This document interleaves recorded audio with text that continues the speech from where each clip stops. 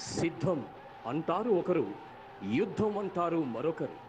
Why not 175 అంటారు ఒకరు. Why not 175 అన్న పిలుపుతోనే అడుగులు ముందుకు వేస్తాం. వై నాట్ పులివెందుల అంటారు మరొకరు. వై నాట్ పులివెందుల అన్నను గెలిపించొద్దు అంటూ చెల్లెళ్ళు. సొంతం సొంతం నీకా నాకా హేండి. జగన్ గుర్తు పెట్టుకో, పవన్ కళ్యాణ్ వంక కూడా చూడలేరని చెప్పండి. ఇదే చెల్లెలు కదా 3200 కిలోమీటర్ల పాదయాత్రలు చేసి ఆ పార్టీని నడిపించిన దాన్ని నేను కదా అని అడుగుతున్నా. ఈ సిద్ధం యుద్ధం పోరులో ఓటర్లు ఏమంటారో చూద్దాం. గత 30 సంవత్సరాలుగా విజయనగరం, విశాఖపట్నం జిల్లాల వ్యాప్తంగా వార్తా ప్రసారాలు అందజేస్తూ ప్రతి ఎన్నికలలోనూ రాజకీయ విశ్లేషణతో కూడిన విషయాలను ఎప్పటికప్పుడు మీకు నిష్పక్షపాతంగా అందిస్తోంది వాజీ ఛానల్.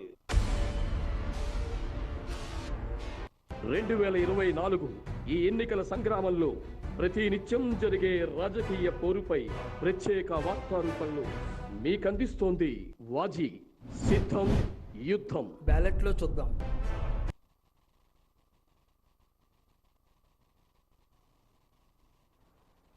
వాజీ ప్రేక్షకులకు నమస్కారం.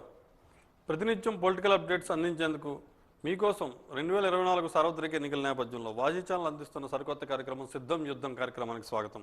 ఈరోజు ప్రధానంగా చూసుకుంటే జిల్లాలో కాంగ్రెస్ పార్టీ ఎంపీ అభ్యర్థి మద్దతుగా ఈరోజు సిపిఐ పార్టీల ఆధ్వర్యంలో భారీ ర్యాలీ నిర్వహించారు.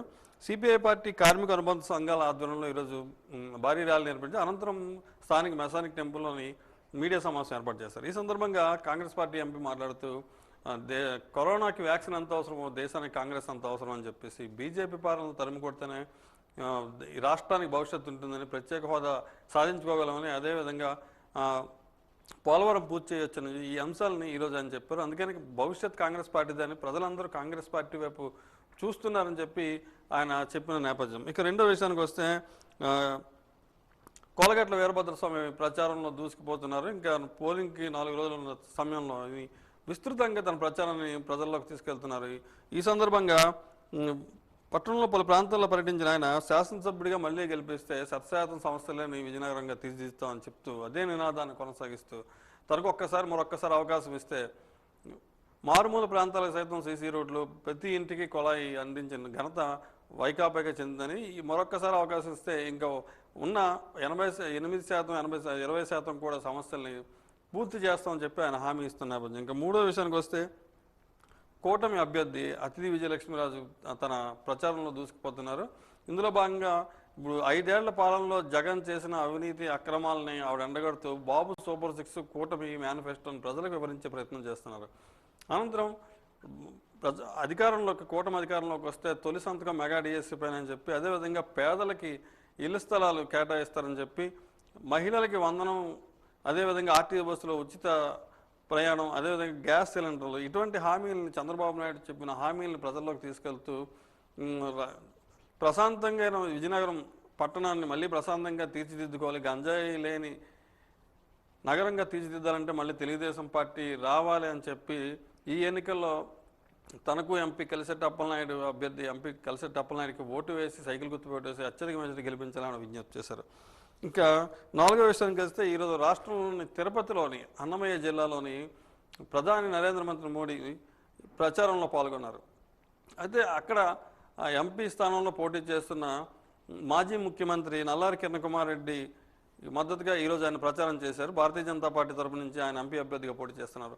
అయితే పొంగనూరులో ప్రత్యేకంగా పొంగనూరు మంత్రిని ఆయన టార్గెట్ చేసుకున్నారు. పెద్దిరెడ్డి రామచంద్రారెడ్డి పొంగనూరుని ఒక రౌడీ రాజ్యంగా చేశారు, అక్రమాలకు అన్యాయాలకు అడ్డగా చేశారు. అయితే రాష్ట్రంలోని ల్యాండ్, శాన్, వైన్ మాఫియాలు తిరుగుతున్నాయని చెప్పేసి తాము మళ్ళీ అధికారంలోకి వస్తే అందరి ఆట కట్టిస్తామని చెప్పి ప్రధాని నరేంద్ర మోడీ చెప్పడం ఇక్కడ ప్రత్యేక సందర్శించుకుంది. అదేవిధంగా గోండాయిజం, రౌడీయిజాన్ని రాష్ట్రం నుంచి తరిమేసి మళ్ళీ కూటమి ఆధ్వర్యంలో ప్రభుత్వం ఏర్పడిన అనంతరం అభివృద్ధి సాధించుకుందామని చెప్పి, పోలవరం పూర్తి చేసుకుందామని చెప్పి ఆయన హామీని కూడా గుప్పించిన నేపథ్యం. ఇక మూడో విషయానికి వస్తే విజయవాడలోని తెలుగుదేశం అధినేత చంద్రబాబు అదేవిధంగా జనసేన అధినేత పవన్ కళ్యాణ్తో కలిపి ఆయన రోడ్ షో నిర్వహించారు.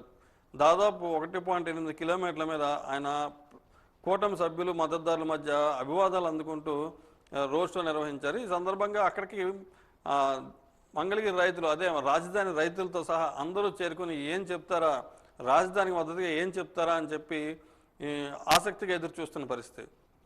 ఇక 4వ విషయానికి వస్తే చంద్రబాబు నాయుడు తన ప్రజాగలం పేరు మీద చేస్తున్న యాత్రలో ఈరోజు ప్రధానంగా వైఎస్ఆర్ కాంగ్రెస్ పార్టీ పాలన మీద ఆయన దృష్టి పెట్టి కేంద్రీకరించారు. ఈ పాలనలో ఈ 5 ఏళ్ల పాటు ఎటు చూసినా రక్తం మరకల్లోంచి పుట్టిన పార్టీ, విధ్వంసాలు ఇవి తప్ప రాష్ట్రం అభివృద్ధి ఎలా చేయాలని ఆ పార్టీకి తెలియదు. ఇటువంటి పార్టీని రాష్ట్రం నుంచి తరిమి కొట్టలే, అది మీ ఓటుతోనే సాధ్యమని చెప్పి ఆయన ప్రజలకు పిలుపునిచ్చిన నేపథ్యం. అయితే ఇప్పుడు రాష్ట్రంలోని అలాగే నియోజకవర్గంలోని తెలుగుదేశం పార్టీ పరిస్థితులు ఎలాగ ఉన్నాయి? ఆ తెలుగుదేశం పార్టీ గత 5 ఏళ్ళుగా తెలుగుదేశం పార్టీ నాయకుల మీద, కార్యకర్తల మీద బనాయించిన కేసులు ఏమవుతున్నాయి, వాటి వివరాలు ఏంటి? ఇప్పుడు రానున్న రోజుల్లో తెలుగుదేశం పార్టీకి న్యాయ సలహాదారుగా ఏ విషయాల్లోని తన సహాయ సహకారాలు అందిస్తారా అనే ప్రధాన అంశాలపై మనతో చర్చించేందుకు జిల్లా న్యాయ విభాగం అధ్యక్షులు రవికుమార్ గారు ఈరోజు మనతో స్టూడియోలో ఉన్నారు. ఆయనతో మరిన్ని వివరాలు చర్చించుకుందాం విరామం తర్వాత.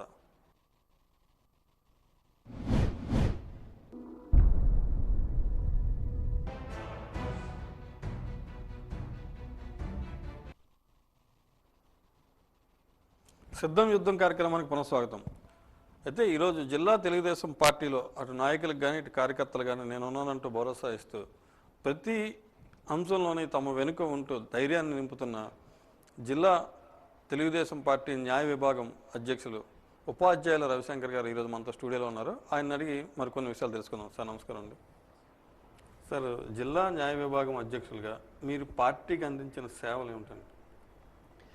వాస్తవానికి ప్రీ 2019, ఆఫ్టర్ 2019 వాస్తవానికి మన రాష్ట్ర భవిష్యత్తు గురించి కూడా మాట్లాడుకోదలుచుకుంటే మనం ఆ విధంగా చెప్పుకోవాలి. మన క్రీస్తు పూర్వం క్రీస్తు శకం ఎలా అనుకుంటామో అలాగే మన రాష్ట్ర భవిష్యత్తుకు వచ్చేసరికి 2019కి ముందు, 2019 తర్వాత.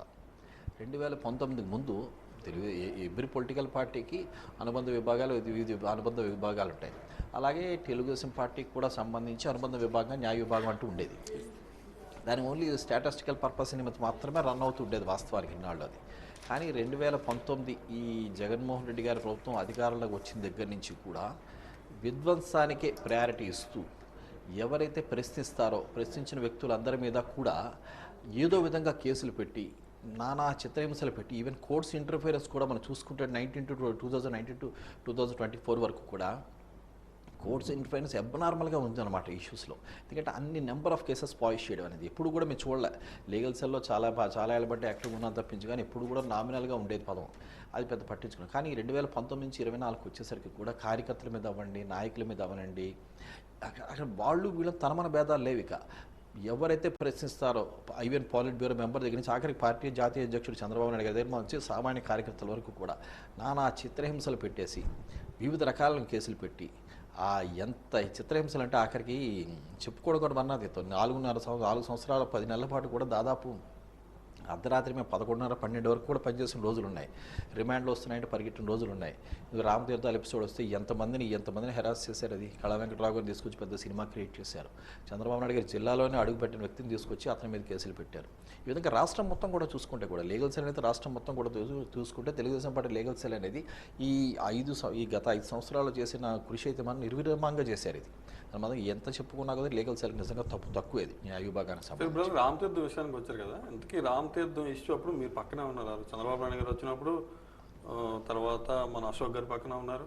అయితే ఇంతవరకు ఆ నిందితులను పట్టుకోకపోవడం అంటే మీ న్యాయ విభాగం తరఫున పోరాటం చేయలేదా? అసలు పట్టుకోలేదా? కేసు ఏమైంది కోర్టులో? అంటే సార్ ఇప్పుడు వాస్తవానికి ఎలా ఉంటుందంటే జ్యుడిషియరీ పరంగా మనం మాట్లాడుకుంటే దాని మీద క్రైమ్ నెంబర్ 1/2001 కింద ఒక ఎఫ్ఐఆర్ రిజిస్టర్ అయింది. ఎవరైతే యాజిటేషన్ చేసి ఆ రోజు గౌరవనీయులైన రాజ్యసభ సభ్యులు విజయసాయిరెడ్డి గారు వస్తుంటే అతను ఏదో అడ్డేరీ చేశారని చెప్పేసి అతను అటెంప్ట్ మర్డర్ కేసు అతను పెట్టాడు. ఆ వ్యక్తి విజయసాయిరెడ్డి గారు పెట్టారు. దాంట్లో సరే ఆ క్రైమ్ పక్కన పెడితే అంతకుముందు 2020లోనే జస్ట్ 26 డిసెంబర్ ఆఫెన్స్ జరిగింది. రాముడు తలని నాకేయడం జరిగింది. దానికి సంబంధించి ఎఫ్ఐఆర్ రిజిస్టర్ అయింది. ఇప్పటి వరకు కూడా పెండింగ్ ఇన్వెస్టిగేషన్ అనేది ఎప్పుడు కూడా ఇన్వెస్టిగేషన్ జరిగే వ్యవహారాల్లోని ఇతరుల పాత్ర ఇన్వాల్వ్మెంట్ అనేది ఇప్పుడు కూడా ఉండకూడదు. అంటే ఈ ఇన్వెస్టిగేషన్ డిపార్ట్మెంట్ మన ఇన్వెస్టిగేషన్లో మనం మేనేజ్ చేయడం అనేది అది పద్ధతి కాదు, అది తప్పు కూడా, జ్యుడిషియల్ ప్రకారం తప్పు. అది ఇన్వెస్టిగేషన్ ఏం చేశారు అనేది దాదాపు 4 సంవత్సరాలు కావచ్చు గడిచిపోయింది, దాటిపోయింది. ఇన్వెస్టిగేషన్ డిపార్ట్మెంట్ ఇన్వెస్టిగేషన్ ఏజెన్సీ ఏం చేసింది, దానికి సెపరేట్ సిట్ ఫామ్ చేశారు. ఐ థింక్ బాగా గుర్తు, నాకు 4 ఏళ్ళు అయింది కాబట్టి కొద్దిగా మెమరీ. ఐ థింక్ సునీల్ గారు సిట్ కూడా ఫామ్ చేశారు, ఏదో సెపరేట్ టీమ్ని కూడా పెట్టారు. నాకున్న ఇన్ఫర్మేషన్ ప్రకారం కూడా దాదాపు more than 30,000 to 35,000 taluka people taluka phones track చేశారు. ఏం చేశారయ్యా, కొండను తవ్వారు కదా, ఏం చేశారయ్యా అంటే ఈరోజు వరకు కూడా చెప్పే పరిస్థితి లేదు. అది రాముడు శిరస్సు విగ్రహం బోడికొండ మీద అక్కడ ఆ విగ్రహం మీద శిరస్సు నరికేసి కొండ కింద ఉన్న కొలంలో వచ్చి పడిందంటే దాదాపు ఆల్మోస్ట్ కొండ నుంచి దిగడానికి నియర్లీ 20-25 మినిట్స్ పడుతుంది. ఒక వ్యక్తి ఎవరో చేసి ఉంటారు, ఆ వ్యక్తిని పట్టుకోలేకపోయారంటే ఎంత ఇన్ఎఫిషియన్సీ అని చెప్పుకోవాలండి. భారతదేశానికి వచ్చేసరికి మన భారతదేశం సెక్యులర్ కంట్రీ, హిందువులు ఎక్కువ మంది ఉంటారు. హిందువులు ఎక్కువగా ఆరాధించేది మన భారతదేశంలో శ్రీరాముడిని. అలాంటి శ్రీరాముడు తల నరికేస్తే కూడా మనం ముద్దాయిలు పట్టుకోలేకపోయింటే చాలా దౌర్భాగ్యం. పైపెచ్చు దానికి అప్పిపుచ్చుకోవడం కోసం చంద్రబాబు ఆ సమయంలో ఎవరైతే విజయసాయిరెడ్డి గారు బోడికొండ మీదకి వెళ్ళి కిందకు వచ్చి కింద ఉన్న కార్యకర్తలు కళా వెంకటరావు గారిని మిగతా నాయకులు ఎవరైనా ప్రవోక్ చేశారో ఆ సందర్భంలో విజయనగరం జిల్లా పరిసర ప్రాంతాల్లో కూడా అడుగు పెట్టని ఇంకా కాన్వాయ్ ఇంకా నాకు తెలిసి విజయనగరం లిమిట్స్ రానేలేదు. చంద్రబాబు నాయుడు గారిదిను అచ్చెన్నాయుడు గారిదిను వాళ్ళు రానప్పుడు వాళ్ళని ఏవన్గా యూట్యూబ్గా చూపించి వ్యక్తి ఎఫ్ఐఆర్ రిజిస్టర్ చేసి చాలామందిని అరెస్ట్ చేసి నానా చిత్రహింసలు పెట్టాడు. అంటే అది రాముడి విగ్రహాన్ని నరికిన అఫెన్స్ని డైల్యూట్ చేయడం కోసం, మార్చడం కోసం మార్చి అంటే ఒక పక్కదారి వెతుక్కోవడం అనమాట. అంటే ప్రజలు మైమర్పించి మరొక ఇష్యూ డైల్యూట్ చేయడం కోసం. ఇదంతా నథింగ్ బట్ మైండ్ గేమ్. అది వాళ్ళకి తెలిసినట్టు ఎవరికి తెలియదేమో, అంత కుయుక్తులని పనే వాళ్ళకి. ఆ ఇష్యూ తేల్చమంటే ఇప్పటికి దిక్కులేదు. రాష్ట్రం మొత్తం ఎన్ని దేవాలయాల మీద దాడులు జరిగాయి, అంతర్వేదిలో జరిగింది, రథం తగలబెట్టేశారు. దాని మీద చర్యలు ఏవంటే వెళ్ళలేవు. ఇలా చెప్పుకుంటూ పోతే అంటే మన విధ్వంసం తప్పించి మనకి ఏముండదు అందులో. సరే, ఇప్పుడు ఒక న్యాయవాదిగా ఒక పార్టీకి జిల్లా లీగల్ అడ్వైజర్గా ఉన్న మీరు, అధ్యక్షులుగా ఉన్న మీరు, రెండింటిని ఎలా బ్యాలెన్స్ చేయగలుగుతున్నారు? వాస్తవంగా ప్రొఫెషనల్గా కూడా అదృష్టవశాత్తు లీగల్ సెల్లో నాకు ప్రెసిడెంట్ పోస్ట్ ఇచ్చినప్పుడు కూడా, ప్రెసిడెంట్ పోస్ట్ ఇవ్వక ముందు కూడా నేను యాక్టివ్గానే ఉన్నాను. అప్పుడు కూడా నో డౌట్ ఎవరు అర్ధరాత్రి ప్రొఫెషనల్గా కూడా నా క్లయింట్లు ఉన్నా సరే అర్ధరాత్రి ఫోన్ చేసిన 24/7 నా ఫోన్ స్విచ్ ఆఫ్ అనేది ఎప్పుడు ఉండదు. ఎప్పుడు కూడా 24/7 నా ఫోన్ ఆన్లోనే ఉంటుంది. ఒక గంట ఫోన్ బిజీ వస్తే రావచ్చేమో కానీ అదర్వైజ్ ఎప్పుడు ఫోన్ ఆన్సర్ చేయడం ఉంటుంది.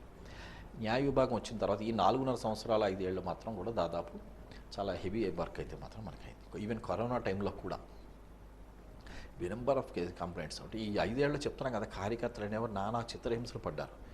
వాళ్ళు పడ్డ కష్టానికి ప్రతిఫలం అనేది దాదాపు 2 నెలల్లో చూడబోతున్నారు. వాళ్ళంతా చాలా ఇబ్బంది పడ్డారు. ప్రొఫెషనల్గా అయితే మాత్రం డిఫరెంట్. మనకు చేసే ప్రొఫెషనే కాబట్టి కొద్దిగా హెక్టిక్ ఎఫర్ట్, కొద్దిగా పెయిన్ ఎక్కువ తీసుకుని మరి కొంచెం స్ట్రెస్ తీసుకుని కొద్దిగా కష్టపడాల్సి వచ్చింది. తప్పదు. జిల్లా న్యాయ విభాగ అధ్యక్షుడిగా మీ సేవలు నాయకులకే పరిమితమయ్యా, కార్యకర్తలకు కూడా మీ సహాయ సహకారాలు అందాయంటారా? నాయకులకు కాదు, ముఖ్యంగా కార్యకర్తలే.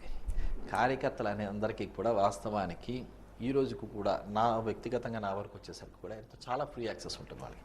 ఏ మీటింగ్కి వెళ్ళి ముందు చక్కగా అందరినీ కూడా ఆప్యాయంగా వచ్చి పలకరిస్తారు. మనం అంటే ప్రొఫెషనల్లో కూడా అది కూడా భాగమే. మనం నవ్వుతూ పలకరిస్తే సగం మన దగ్గరికి వచ్చిన వ్యక్తి కష్టంతో వస్తాడు. వాస్తవానికి ఎవరో ఏదో సమస్యతోనే మన దగ్గరికి వస్తారు తప్పించి వ్యక్తిగతంగా మరో విధంగా రారు.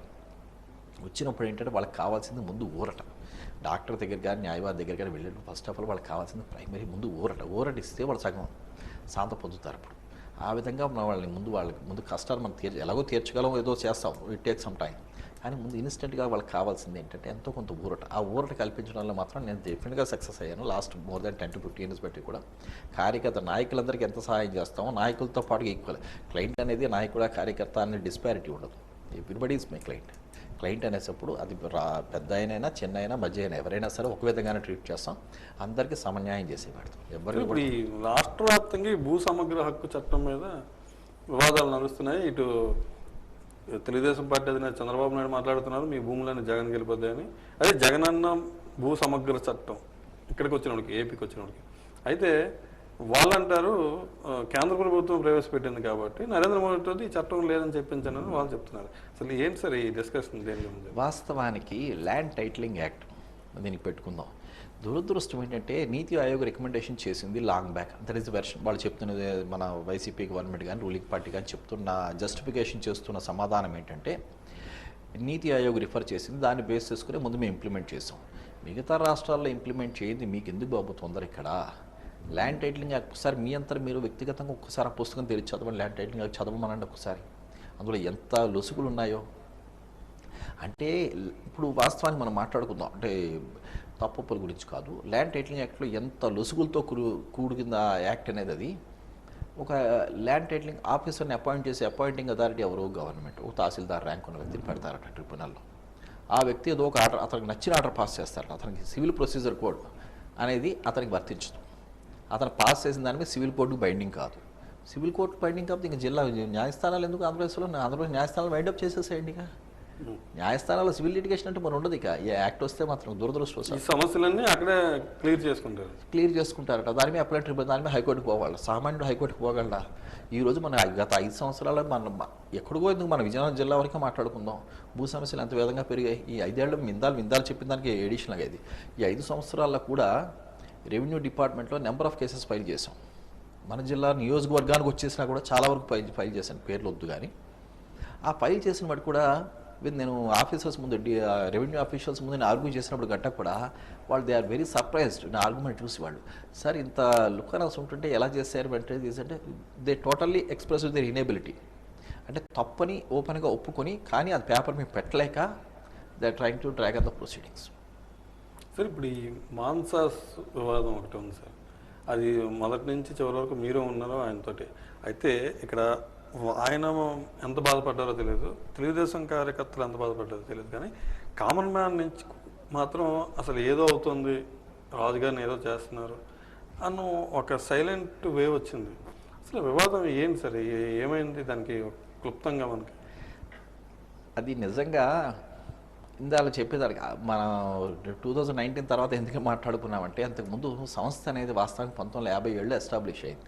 1957 నుంచి 2019 వరకు కూడా మాన్సా సంస్థ అనే దాంట్లో ఎటువంటి వివాదాలు ఈ రోజు వరకు కూడా లేవుది. 2019లో ఈ గవర్నమెంట్ వచ్చిన తర్వాత మన ప్రస్తుత ముఖ్యమంత్రి గారు తండ్రి గారు కూడా చేశారు. ఆ దాదాపు 6 సంవత్సరాలు ముఖ్యమంత్రిగా చేశాడు. తర్వాత కిరణ్ కుమార్ రెడ్డి గారు ఎవరు కూడా సంస్థ జోలికి వచ్చిన పాపాన్ని పోలే. సంస్థ సజావుగా నడుస్తూ ఉంది ఎప్పుడు కూడా. ఇతను ఛార్జ్ తీసుకుని ముఖ్యమంత్రిగా ఓత్ చేసిన తర్వాత నుంచి తదనంతరం ఆ వ్యక్తి ఒక సంచేత గజపతిరాజు గారిని తీసుకొచ్చి అర్ధరాత్రి జీవో కూడా వాస్తవానికి అప్లోడ్ చేయకుండానే అర్ధరాత్రి జీవోతో తెచ్చుకొచ్చి ఆమె చైర్మన్గా చేశారు. రూల్స్ అండ్ ప్రొసీడింగ్స్కి విరుద్ధంగా చాలా సింపుల్ ఒకటే లైన్. అది ట్రస్ట్ పివిజి రాజు గారు, స్వర్గీయ పివిజి రాజు గారు ఆ ట్రస్ట్ పెట్టినప్పుడు కూడా ఆ ట్రస్ట్ బైలాస్లో క్లియర్గా మెన్షన్ చేశారు. అతను నా తాలూకా పెద్ద మగ సంతతి ఎవరైతే ఉంటారో వాళ్ళు మాత్రమే చైర్మన్గా అవుతారు మా ట్రస్ట్కి అని చెప్పేసి అది క్లియర్గా ఉంది బైలాస్లోని. దాన్ని ఓవర్కమ్ చేసేసి దాంట్లో హిందూ సక్సెషన్ యాక్ట్ ఇంప్లిమెంట్ చేసేసి section 6 of Hindu succession act ప్రకారం ఆడపిల్లలకు హక్కు ఉంది. ఆడపిల్ల హక్కు లేదని ఎవరు అనట్లేదు కదా. కానీ ఇది ప్రైవేట్ ట్రస్ట్, ఇది PVG Raju he's founder of the trust, అతను విల్ అండ్ విష్ అది. దాన్ని కాదని చెప్పేసి మీ ముందు ముఖ్యమంత్రి చేసిన వాళ్ళు ఎవరికి తెలియదు ఆ బైలాసు, వాళ్ళు ఎవరు ఎందుకు ముట్టుకోలేదు? మీరు అంటే నేను పట్టిన కుందేలకి 3 కాళ్ళు, నేను కాలు ఎత్తి చూడండి 4వ కాలు ఉందా లేదా అంటే మనం ఏం సమాధానం చెప్తాం? అలా అర్ధరాత్రి తీసుకొచ్చి ఇచ్చారు. దాన్ని హైకోర్టులో అంటే అశోక్ గజపతిరాజు గారు ఉందాగా వ్యవహరించారు కాబట్టి హైకోర్టుకి వెళ్ళారు. హైకోర్టుని ఆశ్రయించారు. దాదాపు 1 సంవత్సరం 3 మాసాలు కొద్దిగా ఇబ్బంది పడ్డారు. సంస్థను చేయాల్సిన నాశనం అంతా కూడా ఈ 1 సంవత్సరం 3 మాసాలు చేయాల్సిన డ్యామేజ్ అంతా లార్జ్ ఎక్స్టెంట్లో డ్యామేజ్ చేశారు ఇన్స్టిట్యూషన్ అన్నిటికీ కూడా. తదనంతరం ఎనీహో కోర్టు మళ్ళీ రెస్టోర్ చేసింది. సార్ మళ్ళీ చైర్మన్గా వచ్చారు. అది కోర్టు కూడా వెరీ క్లియర్గా చెప్పింది, పనికి రాదు బాబు మీరు ఇంటర్ఫరెన్స్ అని జీవో సాటిస్ఫైడ్ చేసింది. అయినా ఇంకా మారం ఇంకా అప్పీలు పెడతాం, ఏదో చేస్తాం. వాస్తవానికి ప్రభుత్వం ఏదైతే వ్యవహరించిన విధానం ఏదైతే ఉందో మానసిక సంస్థకు సంబంధించి అది టోటల్గా తప్పు, అసంబద్ధం, మొత్తం వక్రీకరించి తప్పుడు కేసులు పెట్టారు. ఏ కోసానికి కూడా అప్పుడు ఆ రోజు అపాయింట్ అయిన ఆమె సంచేత గారికి కానీ ఎవరికి కూడా ఆ ట్రస్ట్ మీద చైర్మన్ అయ్యే హక్కు అనేది అసలు ఏ కోసాన లేదు. ఇదైతే వివాదం చాలా జనాల్లో కంటే ఎడ్యుకేటెడ్ పర్సన్కి తెలుస్తుంది ఏంటైంది అందులో ఏంటో ఉంది, ఏదో ఉంది కాబట్టి తీసారని ఒకరు, ఏం లేకపోయినా కక్ష సాధించారు ఒకరు. కానీ కామన్ మ్యాన్ దగ్గరికి వెళ్ళినప్పటికీ సంథింగ్ ఏదో కక్ష సాధించడంలో భాగంగానే మళ్ళీ రాజుగారిని బయటికి లాగారు. నో డౌట్ ఇది డెఫినెట్గా ఇది కక్ష సాధింపు చర్య, ఇందులో అయితే తిరుగులేదు. కక్ష సాధింపు చర్యే, దాంట్లో ఏ కోసాన లేదని తెలిసి కూడా ఏదో విధంగా హెరాస్ చేయాలి. ఏం లేదు, వాళ్ళకి కావాల్సిన వ్యక్తి వాళ్ళ చేతి కింద మనిషి చైర్మన్గా ఉన్నారనుకోండి, సంస్థకి దాదాపు పివి రాజుగా దాదాపు 12,000 నుంచి 14,000 ఎకరాల భూములు ఇచ్చారు. ఆ భూములు కాజేయచ్చు, ట్రస్ట్ తాలూకా సొమ్ముని అన్యాక్రాంతం చేయొచ్చు. వ్యవస్థలు విద్యా సంస్థలు ఏవైతే వాటిని నీరుగార్చచ్చు, నిర్వీర్యం చేసేయచ్చు. ఏంటి కుయుక్తుల పని ఏం సాధిస్తారు? పివిజి రాజు గారు మంచి ఆశయంతో పెట్టారు కాలేజీ, పేద విద్యార్థులకు చదువు ఎడ్యుకేషన్ ప్రొవైడ్ చేద్దాం అని ప్రొవైడ్ చేస్తున్నారు. ఇన్స్టిట్యూషన్స్ అన్ని స్మూత్గా రన్ అవుతున్నాయి. దాదాపు 13 విద్యా సంస్థలు నడుస్తున్నాయి. అందులో ఎంత పెద్ద వాళ్ళు చదువుకుని వెళ్ళారు. ఇప్పుడంటే ప్రైవేట్ ఇన్స్టిట్యూషన్స్ వచ్చాయి, కానీ వాస్తవానికి పూర్వం ఉండేది ఆ ఒక్క ఇన్స్టిట్యూషన్.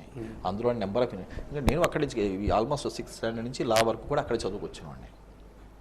అది నా జనరేషన్ ముందు అందరూ కూడా పెద్ద వాళ్ళు చదువుకొచ్చారు అక్కడికి. ఈ మన మంత్రి గారు ఉన్నారు, మన జిల్లా మంత్రి గారు సత్యనారాయణ గారు ఎక్కడ చదువుకున్నారు? అక్కడే. మన ఎమ్మెల్యే డిప్యూటీ స్పీకర్ ఎక్కడ చదివారు? అక్కడే. ఏది ఇది ఇలాంటి విద్యా సంస్థల మీద ఏంటి రాజకీయాలు ఏంటి నాకు అర్థం కాదు. ఆ కుటుంబం మీద కక్ష తీర్చుకోవడం ఏంటి? ఏది మాట్లాడితే అతని మీద ఎన్ఫోర్స్మెంట్ డైరెక్టరేట్ అని మరోటని అసలు 2019 ముందు అతని మీద ఒక క్రిమినల్ కేసు కూడా రిపోర్ట్ అవ్వాలి ఎక్కడ కూడా. ఈ గవర్నమెంట్ వచ్చాక దాదాపు 7-8 కేసులు అతని మీద రిపోర్ట్ అయ్యాయి. ఇప్పటికి ఎక్కడెక్కడ ఇష్టం వచ్చినట్టు తప్పుడు కేసులు అంటే బనాయించేసి హింసిస్తున్నారు. అతని వయసులో అసలు ఏం లేదు. అది అతను కొద్దిగా మెంటల్ డిస్టర్బెన్స్ పెద్ద ఆయనకి వయసులో. సాధించేది ఇలా అన్నీ తప్పుడు కేసులు. ఇప్పుడు ఇంకో విషయానికి వస్తే బంగ్లా రాజకీయాల్లో న్యాయ సలహాలు అందించడంలో మీరు చాలా చురుకైన పాత్ర పోషించారు. నిత్యం ఎప్పుడు అక్కడే కనిపిస్తున్నారు, అందరికి అందుబాటులో ఉన్నారు. అయితే ఈ మధ్య అసలు అక్కడ కనిపించట్లేదు, గ్యాప్ వచ్చిందా? అదేం లేదు వాస్తవానికి అదేం లేదు. జిల్లా మొత్తంగా మన పార్లమెంటు సంబంధించి ముగ్గురు న్యాయవాదుల్ని స్టేట్ కమిటీ రిపోర్ట్ చేసింది. పార్లమెంట్లో మన 7 నియోజకవర్గాలకి సంబంధించి 7 నియోజకవర్గాలకి కూడా వాస్తవంగా మన సలహాలు సూచనలు చేయమని చెప్పి ఉంది. అది దానికి సంబంధించి చీపురుపల్లి కానీ మన అంటే ఉమ్మడి విజయనగరం జిల్లాకు వచ్చి ఈవెన్ గజపతి నగరం దగ్గర నుంచి పార్తీపురం వరకు కూడా వాస్తవానికి మన సలహాలు సూచనలు ఇవ్వాల్సి వస్తుంది. మన సంజయ్ రెడ్డి గారి విషయంలో కూడా అక్కడ కూడా మనం ఇక్కడ పడి గ్యాప్ అనేది అది అది పరకటి కాదు. మేము ఇప్పుడు కూడా తెలుగుదేశం పార్టీ వీరమ్మాల అశోక్ గజరాజ్ గారి కుటుంబానికి వేరే విధేయులే. అందులో అయితే ఏం లేదు. ఆ గ్యాప్ అనేది కరెక్ట్ కాదు. అంటే పూర్వం ఏంటంటే ప్రొఫెషనల్గా కూడా కోర్టు మాకు అటుపక్క ఉండేది, డిస్ట్రిక్ట్ కోర్టు అటుపక్క ఉండేది. కోర్టు ఉండేటప్పుడు ఏంటంటే కోర్టు నుంచి వచ్చేటప్పుడు వెళ్ళేటప్పుడు బంగ్లాకి వెళ్ళి కూర్చొని వచ్చాను. ఇప్పుడు కోర్టు ఏమి ఈ మధ్యకాలం కదా 4 months 5 months బ్యాక్ నుంచి కోర్టు ఇటు షిఫ్ట్ అయింది. సో కొద్దిగా అందుకు ఈ ట్రాన్స్పోర్టేషన్ వల్ల కొద్దిగా లేట్ అవుతుంది తప్పించి నథింగ్ అదేం లేదు. సరే, ఈ ముఖ్యమంత్రి మీ లాయర్ల కోసం లా నేస్తం ఒకటి ప్రవేశపెట్టారు. అది ఎంతవరకు ఉపయోగకరం?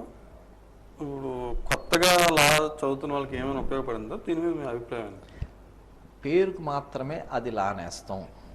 వాస్తవానికి ఎంతో కొత్త అంటే 10 మంది ఉంటే ఇద్దరికి ఇచ్చి అది కూడా మీరు అబ్జర్వ్ చేయండి. 10 మంది ఉంటే ఇద్దరికి ఇచ్చి ఆ ఇద్దరిని కూడా ఎవరికైతే అతను ఎలా నేస్తాం రిలీజ్ చేస్తారంటారో అది కూడా ఎవ్రీ మంత్ రాదు వాళ్ళకి. స్టైఫండ్ నిమిత్తం పేరు పెట్టి అది ఎవ్రీ మంత్ ఇవ్వట్లే వాళ్ళకి. ఆ ఇచ్చినప్పుడు కూడా వాస్తవానికి ముందు వాళ్ళు వచ్చి కలెక్టర్ గారి దగ్గర కూర్చొని వాళ్ళ దగ్గర పెరేడ్ చేయాలట. నేను బాగా చేస్తాను. మా జూనియర్ కూడా మన మధ్య ఏదో సార్ ఇలా వస్తుంది సార్ వెళ్ళాలి సార్ అంటే నేను దేనికమ్మా అంటే 3 నెలలది ఏదో ఏరియాస్ ఇస్తారట సార్, రమ్మని పెరేడ్ చేయమన్నారు సార్. అక్కడ కలెక్టర్ ఏంటిది ఇదేం పెరేడ్ చేయడం అమ్మా, ఇది మన అడ్వకేట్స్ ఏంటి మనం ఇలా తాకట్టు పెట్టకూడదు ప్రొఫెషన్ అంటే లేదు సార్ వేస్తున్నారట, దానికోసం ఏదో గిఫ్ట్ ఏదో మీకు ఇచ్చింది 10 మందికి ఇచ్చేద్దాం 10 మంది పేర్లు చెప్పి ఇద్దరికి ఇచ్చి మిగతా వాళ్ళకి కూడా మనిషి దీనికి గొప్పగా చెప్పుకోవడం ఉంది. అతను చంద్రబాబు నాయుడు గారు ఉన్నప్పుడు ఎప్పుడో పెట్టాడు అతను. అది గత ప్రభుత్వం లా నేస్తామని పెట్టలేదు, కానీ లాయర్స్ వెల్ఫేర్ ఫండ్ నిమిత్తం వాస్తవానికి 4 lakhs ఇస్తే దాన్ని అతను చంద్రబాబు నాయుడు గారి 2018లో 8 lakhs చేశారు దాన్ని. ఇప్పుడు దాన్ని ములుగుతూ ఈయన ఫండ్స్ రిలీజ్ చేయడానికి ఏదైనా బడ్జెట్ లేక ఇతను ఏదో డ్రాగన్ చేసి కాకమ్మకాలు చెప్పాడు. కానీ వాస్తవానికి ఈ ఫండ్ ఏదైతే ఉందో ఫండ్ ఎన్హాన్స్ చేసిన వ్యక్తి ముఖ్యంగా చంద్రబాబు నాయుడు గారి. ఇప్పుడు మీ అధినేత చంద్రబాబు అలాగే నిన్న లోకేష్ గారు వచ్చారు. ఆయన మీద ఒక 24 కేసులు ఉన్నాయి, నా మీద ఒక 24 కేసులు ఉన్నాయి. ఈ కేసుల పరిస్థితి ఏంటి, వాటికి వచ్చిన తీర్పులు ఏంటి? అందులో కూడా అక్రమ అరెస్ట్కి సంబంధించిన కేసులు కూడా ఉన్నాయి. వీటిని ఎలా విశ్లేషిస్తారు సార్? మీకు అదే చెప్పేది 2019 తర్వాత అంతకు ముందు వరకు కూడా మీకు అదే చెప్పి చంద్రబాబు నాయుడు గారి మీద దాదాపు చాలా 73 సంవత్సరాలు 74 సంవత్సరాల వ్యక్తులు అని అతను సుదీర్ఘ రాజకీయ అనుభవం వ్యక్తి. 42-43 సంవత్సరాలు రాజకీయం చేసుకొచ్చారు. ఏ జన్మని ఎప్పుడూ కోర్టులకి కేసులు కదా భయపడిన పాపాన్ని పోలే. కానీ ఈ ప్రభుత్వం వచ్చిన తర్వాత అదే చెప్పేది 2019 తర్వాత కేసు పెట్టకుండా ఉన్న అపోజిషన్ లీడర్లు కానీ ఆ చోట కింద స్థాయి నుంచి పై స్థాయి వరకు ఎవరైనా నాయకులు ఎవరైనా ఉన్నారా అంటే వేళ్ల మీద మనం లెక్క పెట్టుకోవచ్చు. ఎందుకంటే కేసు పెట్టడం అంటే ఎవరు లేరు, అందరి మీద పెట్టేశాడు అతను. వాడు వీడని లేదు, అందరి మీద. పోలీసులకు అదే పని. ఇటువంటి సందర్భం మీకు కొంచెం టాస్కే కదా, హ్యూజ్ టాస్క్. అందుకే మీకు చెప్పేది అది 2019 తర్వాత కోర్ట్స్కి బాగా పనిపడిపోయింది, బాగా కోర్టులకు పనిపడింది. అందుకే ఆల్మోస్ట్ ఏంటంటే వీళ్ళు పెట్టిన కేసెస్ ఏంటంటే పెట్టి కేసులు పట్టుకొచ్చి అటెంప్ట్ మర్డర్ కింద కన్వర్ట్ చేసేస్తారు. షెడ్యూల్ కాస్ట్ పీపుల్ మీద షెడ్యూల్ కాస్ట్ సెక్షన్స్ ఫాల్స్ చేస్తారు. అది మొన్న కూడా చూశాను. ఇప్పుడు పెట్టి మన చింతమనేని ప్రభాకర్ గారిని దాదాపు 60 కేసులు పెట్టారు అతని మీద. అంటే ఏంటి అసలు ఏంటి పైశాచిక ఆనందం? 24 కేసులు ఎప్పుడు పెట్టి లోకేష్ గారికి ఎంటైర్ పొలిటికల్ కెరీర్ తీసుకుందాం, 2019 నుంచి ఒక్క కేసు రిపోర్ట్ అయింది అతని మీద లేదే. 2019 తర్వాత పెట్టిన 24 కేసులు.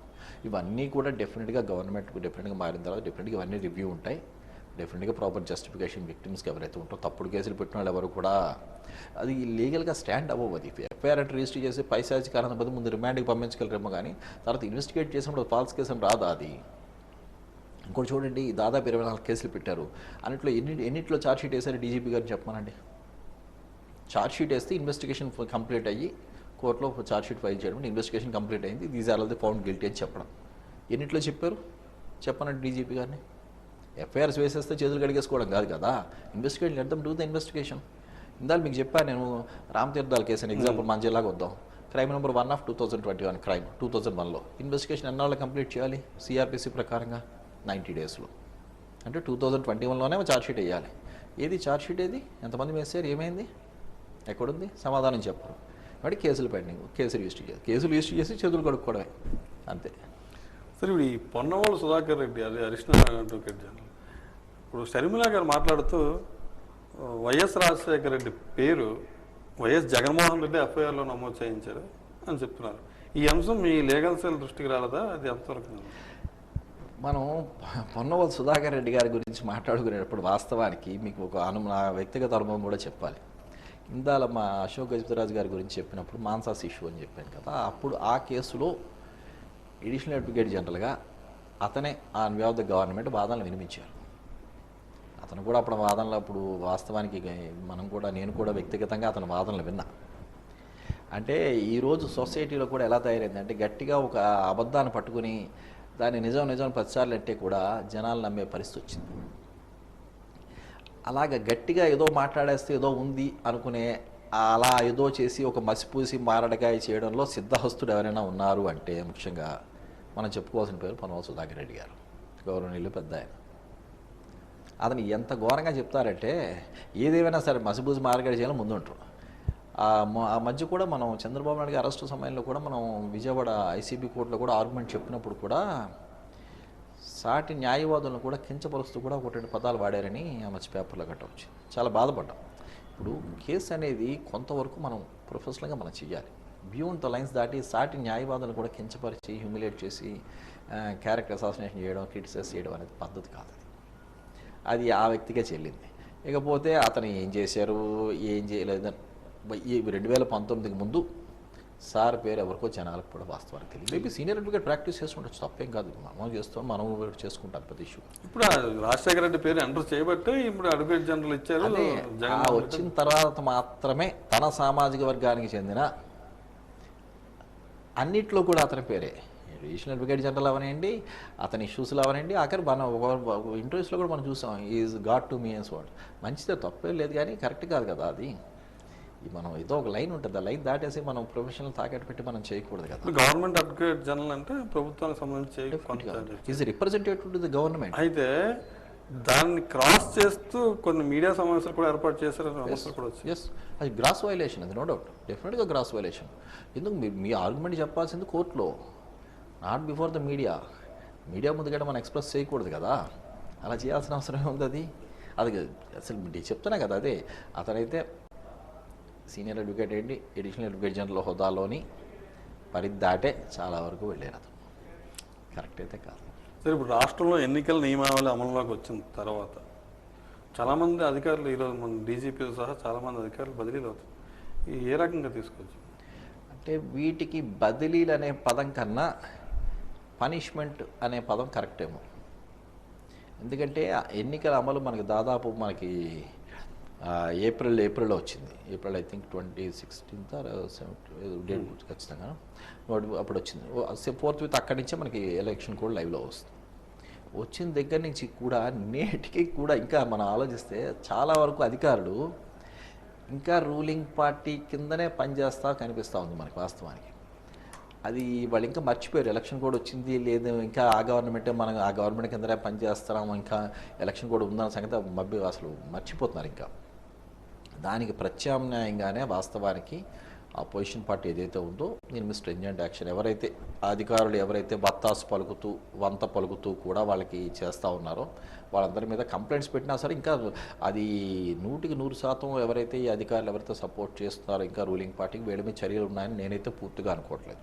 ఎందుకంటే నిన్న మొన్న కూడా చూసా, అది దాదాపు 400 కంప్లైంట్స్ టీడీపీ పార్టీ కంప్లైంట్స్ పెడితే దాదాపు 5 మీద చర్యలు తీసుకున్నారట.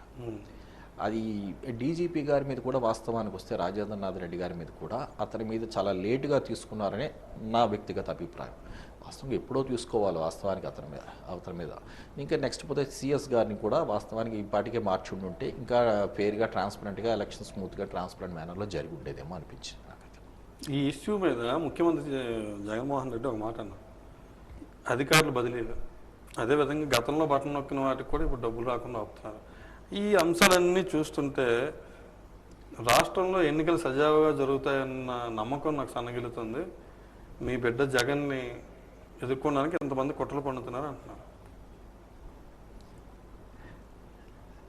సరే అదే చెప్తున్నా కదా, ఏదో మన పెద్దల సామెత ఉంది, ఏదో తాడి చెట్టు ఎందుకు ఎక్కావంటే ఏదో దూడగడ్డికి వస్తున్నట్టుగా. ఇప్పుడు అధికారులు మీకు వంతపాడే అధికారులు మీకు భజన చేసే అధికారులు ఉండడం వల్లే రాష్ట్రం ఈరోజు దివాలా తీసే పరిస్థితికి వచ్చింది.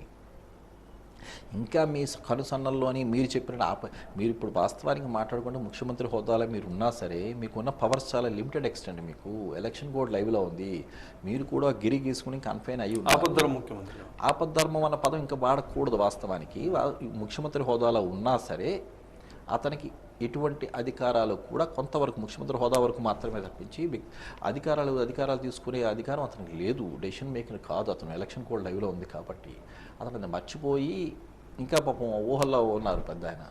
కానీ అది కరెక్ట్ కాదు. అది అతను ఆ లైన్ మర్చిపోయి మీకు ఇంకా భజన చేసే అధికారులు అన్ని సాగనంపపోతే మాత్రం రాష్ట్రం పరిపాలన జరగదు. అతను ఏదో స్వార్థం కోసం కానీ ఏదో ప్రజల సింపతి పొందుదామని కానీ ప్రజల మెప్పు కోసం కానీ తాను ఇంకా వంటరోని నన్ను ఇంకా అన్యాయం చేసేద్దామని చూస్తున్నాను, బొల్లేడుపులేడు మరో విధంగా సింపతి పొందడానికి ప్రయత్నం చేస్తూ ఉంటాడు అతను. అది అంత కరెక్ట్ కాదు. ఆ స్టాండ్ ప్రజలు నమ్ముతారని నేనైతే అనుకోను. చివరిగా జిల్లాలో పార్టీ పరిస్థితి ఎలా ఉందంటారు? రానున్న ఎన్నికల పోలింగ్ దగ్గర పడుతుంది, ఎలా ఉంది ప్రజల నాడు ఎలా ఉంటుంది? మీరు ఒక్కసారి చూడండి, వాస్తవానికి మనం ఎలక్షన్ కూడా వచ్చిన దగ్గర నుంచి కూడా చంద్రబాబు నాయుడు గారు 2-3 సార్లు వచ్చారు, రేపు కూడా వస్తున్నారు. ఈ మీటింగ్స్కి ప్రజాస్పందన ఎలా ఉంది? ప్రతిపక్షాలు పెడుతున్న మీటింగ్ ప్రజాస్పందన ఎలా ఉంది? యాజ్ ఎ హ్యూమన్ బీయింగ్ మనం నేను ఏదో పొలిటికల్ పార్టీకి రిప్రజెంటేటివ్ ఉన్న సంగతి పక్కన పెడితే జస్ట్ కామన్ పీపుల్గా మనం ఊహించుకుంటే కూడా రాష్ట్ర భవిష్యత్తు దిశ బాగుపడాలి అంటే డెఫినెట్గా మార్పు అనేది మార్పు లేనిది రాష్ట్రానికి భవిష్యత్తు ఉండదు, దిశ ఉంటుందని నేనైతే అనుకున్నాను. డెఫినెట్గా మార్పు జరగాలి. మార్పు జరిగితేనే రాష్ట్రం అనేది మళ్ళీ ఎంతోమంది గాడిలో పడే అవకాశం ఉంటుంది. అంటే ఇది నేను వ్యక్తిగతంగా కూడా చెప్పాలనుకుంటే చంద్రబాబు నాయుడు గారు వచ్చేది ఈజ్ ఎ విజన్ లీడర్. మంచి విజన్ ఉంది అతనికి, రాష్ట్రాన్ని గాడిలో పెట్టగల వ్యక్తి. ఎందుకంటే రాష్ట్రం పరిస్థితి అయితే వాస్తవానికి మనం ఎడ్యుకేటర్ కాబట్టి చదువుకునే వాళ్ళం కాబట్టి మన సొసైటీలో తిరుగుతున్నాం, మనకి అర్థం చేసుకునే క్యాపబిలిటీ ఉంది కాబట్టి మనం చెప్పగలం. రాష్ట్ర పరిస్థితి అసలు ఏ కోసాన కూడా బాగాలేదు. అంటే ఇందాక మీకు చెప్పాను, ల్యాండ్ టైటిలింగ్ యాక్ట్ ఇలాంటి పిచ్చి తొక్కుల చర్యలతోని రాష్ట్రం సర్వనాశనం అయిపోతుంది.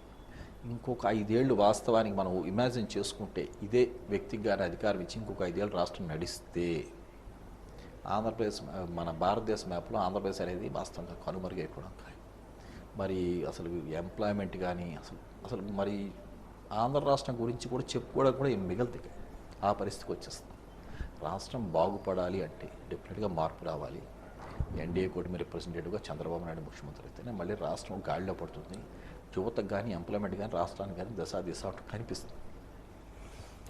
రాష్ట్రంలో పాలన మళ్ళీ గాడిని పడాలన్నా, అదేవిధంగా యువతకి భవిష్యత్ ఉండాలన్నా, రాష్ట్రం మరింత పురోభివృద్ధి చెందాలన్నా కూటమి అధికారంలోకి రావడం, తద్వారా చంద్రబాబు నాయుడు గారు ముఖ్యమంత్రిగా బాధ్యతలు స్వీకరిస్తేనే అవుతుందని చెప్పి తన అభిప్రాయాన్ని వ్యక్తం చేశారు.